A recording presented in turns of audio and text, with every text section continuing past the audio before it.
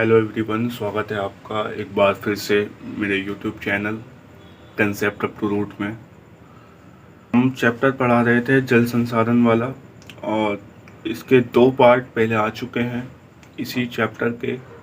अगर आपने उन 2 पार्ट्स की वीडियोस नहीं देखी हैं तो आप इसी वीडियो के डिस्क्रिप्शन में आपको लिंक मिल जाएंगे उन वीडियोस के, वहाँ से आप उन वीडियो को देख सकते हैं।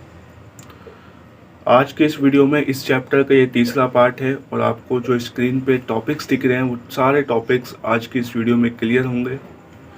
तो आइए दोस्तों, बिना टाइम वेस्ट किए आज की इस वीडियो को स्टार्ट करते हैं। पहला टॉपिक हमारे सामने है जल के गुणों का ह्रास। तो पॉइंट वाइज हम समझेंगे सारी चीज़ें। तो पॉइंट लिखा है कि जल गुणवत्ता से तात्पर्य जल की शुद्धता अथवा अनावश्यक भारी पदार्थों से रहित जल से है। जल की गुणवत्ता का मतलब, जल की क्वालिटी का मतलब क्या है कि ऐसा जल जो प्योर हो एकदम, जिसमें कोई गंदगी ना हो, ठीक है, जिसमें कोई भारी पदार्थ ना हो, ठीक है, जिसमें बस हाइड्रोजन और ऑक्सीजन ही हो और दूसरे कण ना हो। तो ऐसे जल को हम कहते हैं शुद्ध जल और जल की गुणवत्ता। ठीक है। जल भारी पदार्थों जैसे सूक्ष्म जीवों, रासायनिक पदार्थों, औद्योगिक और अन्य अपशिष्ट पदार्थों से प्रदूषित होता है।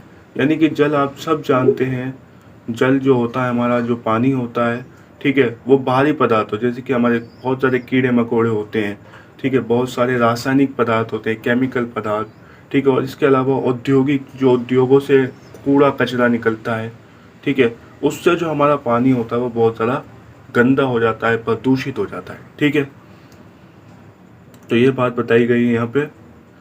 आगे लिख रखा है कि इस प्रकार के पदार्थ जल के गुणों में कमी लाते हैं। यानी ये जो औद्योगिक कचरा होता है, रासायनिक पदार्थ होते हैं, सूक्ष्म जीव होते हैं, ये क्या काम करते हैं, जो जल के गुण हैं उसको कम कर देते हैं, उसकी क्वालिटी को घटा देते हैं। ठीक है, और इसे मानव उपयोग के योग्य नहीं रहने देते। भाई जब इसके गुणों में कमी आ जाती है, जब ये पीने योग्य नहीं रहता, तो फिर मानव के लिए ये यूजफुल नहीं रहता। ठीक है, आगे लिखा है कि जब विषैले पदार्थ यानी कि जहरीले पदार्थ झीलों, सरिताओं, नदियों, समुद्रों और अन्य जलाशयों में प्रवेश करते हैं, वे जल में घुल जाते हैं या जल में निलंबित हो जाते हैं। ठीक है, यानी कि जो जहरीले पदार्थ होते हैं वो क्या होते हैं, जहरीले पदार्थों में वही चीज़ सेम है, जो औद्योगिक कचरा है, सूक्ष्म जीव है, ठीक है, रासायनिक पदार्थ है, सारे जहरीले पदार्थ हैं। तो ये जब जहरीले पदार्थ झीलों में घुस जाते हैं, नदियों में घुस जाते हैं, सरिताओं में घुस जाते हैं, समुद्रों में और अन्य जो भी जलाशय हमारे तालाब वगैरह हैं, वहाँ पर जब ये एंटर करते हैं, प्रवेश करते हैं, तो ये पानी में घुल जाते हैं। और इससे क्या होता है, जब ये पानी में घुलते हैं तो क्या होता है कि जल प्रदूषण बढ़ता है, जल के गुणों में कमी आती है। ठीक है, ये कभी कभी प्रदूषक यानी जो प्रदूषित करते हैं, गंदा करते हैं, कभी कभी प्रदूषक नीचे तक पहुंच जाते हैं। नीचे तक कहाँ पे, भूम जल के पास, और भूम जल को भी क्या कर देते हैं, प्रदूषित कर देते हैं। ठीक है, देश में गंगा और यमुना 2 अत्यधिक प्रदूषित नदियां हैं। ठीक है, हम सब जानते हैं हमारे देश में गंगा नदी है, यमुना नदी है, और ये दोनों ही नदियां बहुत प्रदूषित हैं, बहुत गंदी हैं। किन की वजह से, इन्हीं जहरीले पदार्थों की वजह से। तो जल के गुणों का ह्रास में हमने ये पढ़ा कि किस तरह जल के गुणों का ह्रास होता है विषैले पदार्थों से। ठीक है, तो इसका हमें उपाय सोचना पड़ेगा, और इसका उपाय हमें अगले टॉपिक में मिला है। अगला टॉपिक हमारे पास है जल संरक्षण और प्रबंधन, यानी जल की सुरक्षा और उसका मैनेजमेंट हमें करना होगा, ताकि जो हमारे विषैले पदार्थ हैं ये हमारे जल को जो है खराब ना करें, उसके गुणों को कम ना करें। ठीक है, तो लाइन वाइज हम समझेंगे सारी चीज़ें। तो अलवणीय जल की घटती हुई उपलब्धता और बढ़ती मांग से सतत पोषणीय विकास के लिए इस महत्वपूर्ण जीवनदायी संसाधन के संरक्षण और प्रबंधन की आवश्यकता बढ़ गई है। यानी कि अलवणीय जल होता है जो पीने योग्य होता है, ठीक है, जो खारा नहीं होता, जो स्वच्छ होता है, प्योर होता है, ठीक है, जिसको मानव पी सकता है। तो अलवणीय जल की घटती हुई उपलब्धता यानी अलवणीय जल की लगातार कमी हो रही है, और इसके अलावा इसकी मांग भी बढ़ रही है। ठीक है, तो इसीलिए इसके जो है संरक्षण की और इसके प्रबंधन की ज़रूरत पड़ गई है। यानी अब जो है किस चीज़ की आवश्यकता है, इसको बचाने की आवश्यकता है, इसको मैनेज करने की आवश्यकता है। ठीक है, भारत को जल संरक्षण के लिए तुरंत कदम उठाने हैं और प्रभावशाली नीतियां और कानून बनाने हैं और जल संरक्षण के लिए प्रभावशाली उपाय अपनाने हैं। यानी कि भारत को भी इस ऐसी कंडीशन में आ गया है भारत, जहाँ पे उसको क्या करना पड़ेगा, जहाँ पे उसको जल संरक्षण के लिए कदम उठाने पड़ेंगे, नीतियाँ बनानी पड़ेंगी, कानून बनाने पड़ेंगे, उपाय करने पड़ेंगे, ताकि ये जो जल है हमारा वो सुरक्षित रह सके इन विषैले पदार्थों से।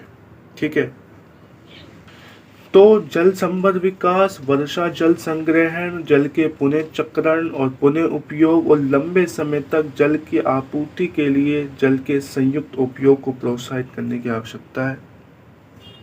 ठीक है, तो अब जल प्रदूषण जो है उसका निवारण देखते हैं। अभी तक हमने संरक्षण की बात करी, इस संरक्षण की जरूरत है।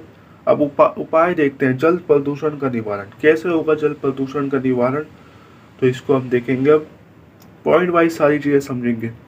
उपलब्ध जल संसाधनों का तेजी से निम्नीकरण हो रहा है।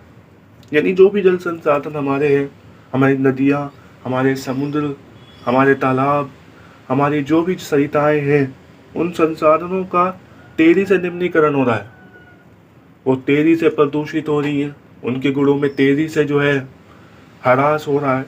ठीक है, देश की मुख्य नदियों के अक्सर पहाड़ी क्षेत्रों के ऊपरी भागों तथा कम बसे क्षेत्रों में अच्छी जल गुणवत्ता पाई जाती है। यानी जो मुख्य नदी है और मुख्य नदी के जो पहाड़ी क्षेत्र है, यानी जहाँ से वो निकलती है नदियाँ, वहाँ पे तो क्या है, वहाँ पे जो कम बसे क्षेत्र हैं वहाँ पे अच्छी क्वालिटी है जल की। ठीक है, लेकिन मैदानों में जब वो आती है तो नदी जल का उपयोग गहन रूप से कृषि में भी होता है, पीने में, घरेलू कामों में, औद्योगिक कामों में किया जाता है। और फिर क्या होता है, फिर जो मैदानों में जो नदियाँ होती हैं, नदियों के साथ क्या होता है, नदियों में जो औद्योगिक कचरा वो भी मिल जाता है, घरेलू कचरा वो भी मिल जाता है, और जो कृषि में उर्वरक कीटनाशक होते हैं वो भी मिल जाते हैं। तो इससे क्या है, नदी प्रदूषित होती है।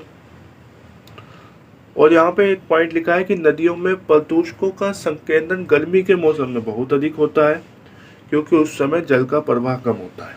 ठीक है, तो उपाय हम समझेंगे। सबसे पहले ये सारी बातें हो रही हैं, उपाय क्या है, उपाय क्या है वो देखते हैं, और कौन उपाय तय कर रहा है ये भी देखते हैं।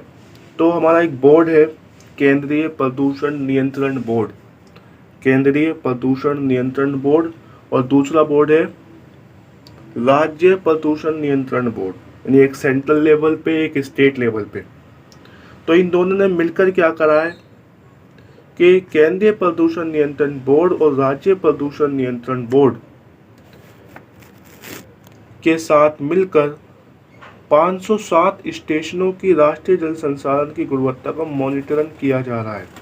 यानी कि ये जो हमारा नियंत्रण बोर्ड है, ठीक है, दोनों लेवल के, सेंट्रल लेवल के और स्टेट लेवल के, ये दोनों मिलके क्या कर रहे हैं, जल संसाधन की गुणवत्ता को मॉनिटरिंग कर रहे हैं, यानी उसको देख रहे हैं, उसकी निगरानी कर रहे हैं, ठीक, कि कितनी जो है गुणवत्ता है जल की।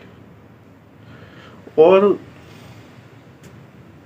इन स्टेशनों के बोर्ड के जो आंकड़े वो क्या बता रहे हैं, वो दर्शाते हैं कि जैव और जीवाणुविक संदूषण नदियों में प्रदूषण का मुख्य स्रोत है। यानी जो कीटाणु है बेसिकली वो जो है नदियों में प्रदूषण का कारण है। और दिल्ली और इटावा के बीच यमुना नदी देश की सबसे अधिक प्रदूषित नदी है। ठीक है, इसके अलावा दूसरी प्रदूषित नदियाँ कौन सी है, जैसे अहमदाबाद में साबरमती है, लखनऊ में गोमती नदी है, मदुरई एक जगह है वहाँ पे एक काली नदी है। ठीक है, अडियार कुआम नदी, ठीक है, वे गई। इसी तरह हैदराबाद में मूसी, और कानपुर और वाराणसी में गंगा नदी है। ठीक है, अब कुछ वैधानिक व्यवस्था की गई है, कुछ कानून बनाए गए हैं जिसकी वजह से ताकि जल का संरक्षण किया जा सके। जैसे एक जल अधिनियम 1974 में बनाया गया, ठीक है, और इसका प्रदूषण का निवारण और नियंत्रण करने के लिए बनाया गया था। इसके अलावा पर्यावरण सुरक्षा अधिनियम 1986, ठीक है, जो कि प्रभावपूर्ण ढंग से कार्यान्वित नहीं हो पाया। इसके अलावा जल उपकर अधिनियम इसको 1977 में जो है बनाया गया। इसका उद्देश्य बेसिकली प्रदूषण कम करना था, ठीक है, लेकिन इसके भी सीमित प्रभाव रहे। जल के अब जो लाइन आएगी वो लाइन ज़्यादा इम्पोर्टेंट है, उसको समझना कि जल के महत्व और जल प्रदूषण के अधिक प्रभावों के बारे में जागरूकता का प्रसार करने की आवश्यकता है। यानी कि ये जो अधिनियम है वो ठीक है अपनी जगह, ये अधिनियम बन रहे हैं, थोड़ा थोड़ा कामयाब भी हो रहे हैं, लेकिन ज़्यादा फायदा नहीं हो रहा इससे। तो इसलिए यहाँ पे बताया गया है कि जल प्रदूषण के प्रभावों को कम करने के लिए, जल की संरक्षण को बढ़ाने के लिए लोगों में जागरूकता का प्रसार करने की ज़रूरत है। यानी लोगों को जागरूक करने की ज़रूरत है कि वो जागरूक रहें, ठीक है, जल को संरक्षित करें, ताकि जो है, क्योंकि पब्लिक अगर जागरूक हो जाएगी तो फिर सरकार के लिए आसान हो जाएगा जल संसाधन को सुरक्षित करना, ठीक है। लिखा हुआ है कि जन जागरूकता यानी कि पब्लिक की जागरूकता और उसकी भागीदारी से कृषिगत कार्यों तथा घरेलू और औद्योगिक विसर्जन से प्राप्त प्रदूषकों में बहुत प्रभावशाली ढंग से कमी लाई जा सकती है। यानी अगर जनता तैयार हो जाए सपोर्ट करने के लिए सरकार का, वो स्टेप्स फॉलो करने के लिए जिससे जल संसाधन बच सकता है, तो फिर बहुत हद तक, बहुत बढ़िया तरीके से इस विषैले पदार्थों में कमी लाई जा सकती है, जल संसाधनों की सुरक्षा बढ़ाई जा सकती है, ठीक है। तो आज के लिए बस इतना ही। आगे के टॉपिक्स अगली वीडियो में कवर करेंगे, ठीक है। आगे हम सीखेंगे किस तरह जो है पानी को बचाना है, किस तरह कौन कौन सी विधियाँ हैं जिससे पानी बचता है, कौन सी विधियाँ ऐसी हैं जिससे पानी जो है प्योर होता है, स्वच्छ होता है, ठीक है।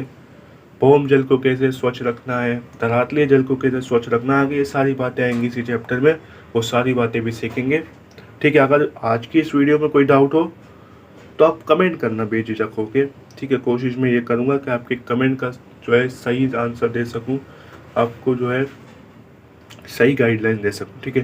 तो मिलेंगे एक और वीडियो में, तब तक के लिए अलविदा।